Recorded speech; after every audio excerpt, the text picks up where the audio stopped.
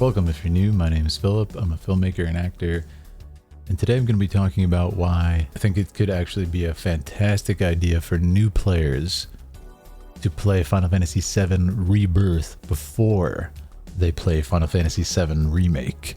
From something that Nomura said in a recent interview about Final Fantasy VII Rebirth.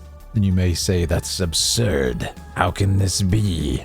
But listen to my story and hear me out. Some thoughts when I was discussing the topic on stream that I think you may find very interesting and intriguing. I'm so excited for Rebirth. And Nomura said a very interesting quote. Do you guys remember this one? This was like the most intriguing interview. Starts talking about Rebirth and he says, 7 Rebirth might actually be the preferred starting point for this trilogy. Some people might prefer it and some people might, I hope a lot of people play this first. And it's like, what? It's very interesting. So I think what he means by that is, think about the layout of this story. It is going to be a great thing because the game starts.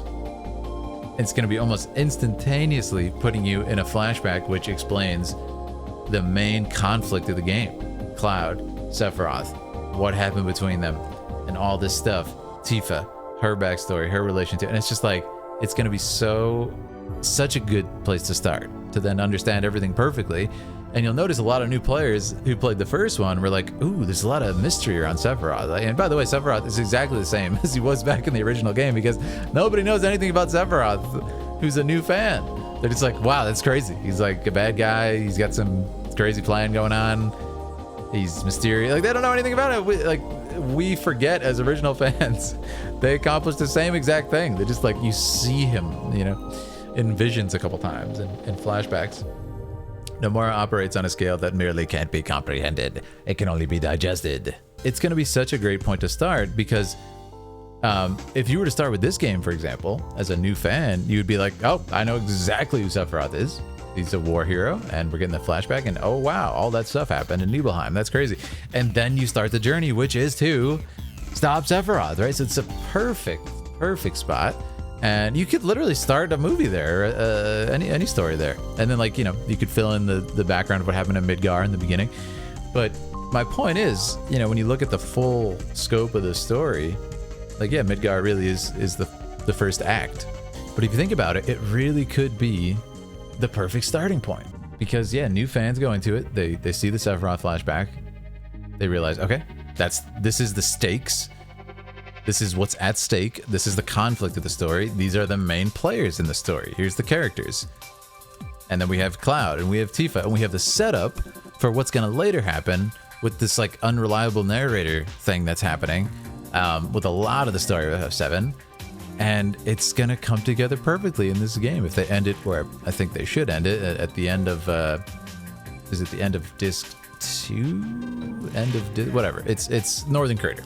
If they do end it there and they're smart, I think it'll just make a perfect bookend, book beginning centered around Nibelheim flashback. One version of it, this version of it, that version of it, and it's gonna be so cool and so clean. And for a new fan, you understand it perfectly. And it's your classic Final Fantasy story, man. A group of heroes is together. They have to, do some task. They set out on a journey into the world. And in the same way I'm talking about Final Fantasy XVI being kind of more open for more able to be enjoyed and digested by people who are used to games like God of War and stuff like that. It's been really awesome with 7 Remake, or excuse me, 7 Rebirth, FF7 Rebirth, for a new player to be like, cool, man, this makes perfect sense. And now I know who all these characters are. I know how Cloud and Tifa know each other. I know who Sephiroth is. I know why Sephiroth is a bad guy. I know what we have to do. And then I'm going to walk outside Calm and I'm on an open world journey and it's awesome. And I can ride chocobos and stuff. I can do side quests. It's such a easy to hop in game. And then if everything goes well, you can go back and be like, I got to play that first game, man. That covers just what happened before this. I'm going to go check that out. But in the grand scheme of this narrative scope, that is, the setup for what we're getting in part 2. So anyway, it's going to be super exciting. And FF7 Remake being the perfect Act 1. So good. And setting up the mystery of it. like Aaliyah, for example. Aaliyah's like, ooh, when she finished, she's like, oh, what's gonna happen next? It's such a cool feeling to see new players get this reaction to it. So I think it's gonna be great, and I think that's probably what Nomura meant when he said FF7 Rebirth is the perfect place to start. What do you guys think? Do you agree with what I'm saying? But I think they have the opportunity to really make another jumping in point for players who are just kind of unsure about this whole Final Fantasy thing. And then here's the thing, guys. Look what's gonna happen. I want you to picture this. Final Fantasy XVI comes out to massive success, massive changing of the appreciation of the Final Fantasy brand and what that is to people, what that means to people who don't play the series. If that comes out and people love 16 and play it for a couple months, beat it, and are like, I love this series now. When's the next one coming out? And then they get bombarded a month later with the Summer Games Fest. They get bombarded with these amazing promotion for Final Fantasy VII Rebirth. It's perfect, right? And then people say, wait, Rebirth. Is this one of those older Final Fantasies, though, with the weird turn stuff? I don't do turn stuff. I don't do that. I don't do turn stuff. And then all of a sudden they see, that looks like an open world game. That looks awesome. It looks the same as FF16. I'm running around on the map and I'm fighting things. There's awesome team combos. There's Gongagas. There's all kinds of stuff. I can do that. I can play that. You see what I'm saying? You see where I'm going with this? So I think it's a genius stroke if they do kind of work those like that and make 7 Rebirth as a perfect jumping in point. People play it, people love it, and then they go, I want more of these characters. Wait, there's a game that came before this? I'm gonna go play that right now. And also you'll notice it's not called FF7 Remake Part 2. It's called Rebirth, right? And I'm sure on the back of the box it'll say Part 1 in Final Fantasy VII like project or whatever. But my point is, it's gonna be a great place to start. I really do think so. When you finish FF16, if you've never played the series, what do you say? You say, I'm thinking I'm getting it. I'm thinking I'm back. No, you say, I'm thinking I'm getting into the series now. Do a little Google searching, you go on Twitter, you see what's up. You say to your friends, hey, what's another good FF game to play? Anybody with the right mind says, why, good sir, that would be Final Fantasy VII Remake. And they say, what's that? It's similar to 16 combat, except it's a little bit more strategy. Check it out. You get in there, and it's a great place to hop off. But like you just said, anybody on Earth is going to say, oh, what's the most popular Final Fantasy? That would be 7. Go check out the remake of 7 that just came out. So I think it's they've positioned themselves on like a springboard to they're ready to launch into a perfect position with this.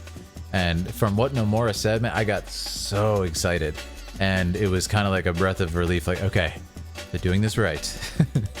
They're doing this really smart.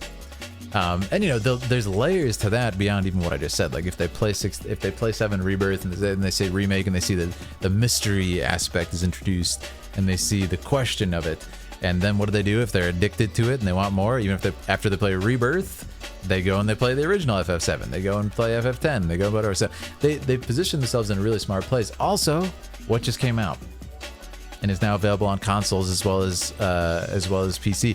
The Pixel remasters, man, 1 through 6. We got Final Fantasy 1 through 10, actually 1 through 12 on the Nintendo Switch. That's crazy. I think it's the first time it's ever happened, like that many Final Fantasies on one place. It's super exciting. One more angle to this, of course, it's Final Fantasy XIV. What's coming out next year? A little bit after FF7 Rebirth. It's Final Fantasy XIV expansion number 7, right? So it's like, boom, there's so much going on. And if they play their cards right and they, you know, really focus in on narrative and pushing boundaries how they did with 7, 8, 9, 10, you know, I think they're going to be in a fantastic place. Yeah. But anyways, to cap off on 7 Remake, man, I think they're really in a position to do something exceedingly clever with 7 Rebirth. Sort of the confidence that Nomura said those things in was super encouraging and really exciting to think that he's going to approach it like that. I'm glad they're realizing the appeal of an open world game, sort of like starting this adventure into the vast world, versus part 1, FF7 Remake, is, you know, confined to Midgar, which inadvertently becomes very narrative based in its physicality. Like, you have to go here, you have to go there, you must go here. Of course, the same is true with Rebirth, but there'll be a lot of space on the way to those places. Do you think they do a cold open with a flashback allowing us to control Sephiroth? So I think they do one of two things, Flop. They do one of two things. Choice one, what you just said, right? Cold open, which we don't know from a narrative standpoint, means we're going to put you not only en medias res, as they say, in the middle of a scene, in the middle of an action, but also it's sort of a cold open before the game, before the narrative starts, before the opening credits. That would be we'll see Sephiroth and everything. So that's choice one, is to start in the flashback, and then you play that for a few hours, and then you come out. I think what they could also do is, though, open on some of the other characters. Open on a current Sephiroth scene. Maybe Sephiroth fighting the Midgar Zalem, for example, something like that. And then show us Shinra. Kind of remind us what everybody's doing. All these people. Show us the Turks, Reno and Rude. Show us the destruction, the aftermath of that night of destruction in Sector 7. All these things. You know, show us, what's his name? It just escaped. Rufus. Show us Rufus. What's he doing? And then show Rufus say, like, get after them. We are hunting down Cloud. We are hunting down the Ancient. We're doing, like, that would be like, okay. All right, we got ourselves a journey. And then we cut to, now that we know the stakes, we cut to Cloud and those guys saying, all right, it's nighttime. As we saw, it was sunset at Calm when they got there in the last scene. It's nighttime. We're gonna stay at Calm for the night. Everybody lay low. We can't have Shinra knowing we're here. Let's whatever. And then Cloud says, you know, no, we got some time. So picture this, guys. The flashback ends. We come out of it, whether it was, you know, we started in there or not. Then, if I was directing Final Fantasy VII Rebirth, I think a lot of you guys would enjoy it for one reason. I would have it after Cloud's story. After Cloud's story, okay? We get out there. We'll get out into the world, and he's like, that's the story of what happened with Sephiroth. And Barrett's like, that's crazy. Now I know what we're going to do. Tifa looks at him and says, huh, Cloud, everything okay? He says, yeah, why? There's a little tension there. And then we get out, and Cloud says, now we're going to do this. We're going to get out into the world. We're going to hunt down Sephiroth. Settle the score. Puts on his sword. The camera pulls back. And what song do we hear? You're going to say, oh, main theme of Final Fantasy VII. No, not the main theme of Final Fantasy VII. The Final Fantasy theme. Theme of FF. The prelude that plays in FF1 where you're walking across the bridge. Boom, we bring it full circle, Final Fantasy theme to start the new journey, heroes on a new journey. If they do that, boom, 10 out of 10, put down my controller, I'm good. You can be a new fan. And the funny thing is, like, people are going to lambaste me. They're gonna attack me so much for what I'm saying. Why do you encourage people to not play part 1? I'm not. I'm saying, like, this is gonna be the entry point for a lot of people. I guarantee a lot of people are going to play this game first, especially because the title is not like Final Fantasy VII 2. It's just Rebirth. So they'd be really smart to make it understandable, you know, to make the story digestible, having started there. But anyways, I'm super excited, man. That we have. When's the last time we had content like this coming? And the answer is never. Like maybe 2000, or like 1996 or something. We had this much content on the way. So it's a very exciting time. Yeah.